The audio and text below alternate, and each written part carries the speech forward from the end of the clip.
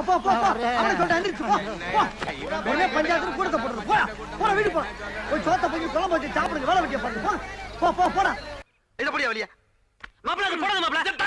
போடுங்க மாப்ள சொல்றத கேளு மாப்ள அப்பா மகனே அங்குசாமி நீ மகராசனா இருக்கணும்ப்பா நீ மகராசனா இருக்கணும் தேங்க்யூ தேங்க்யூ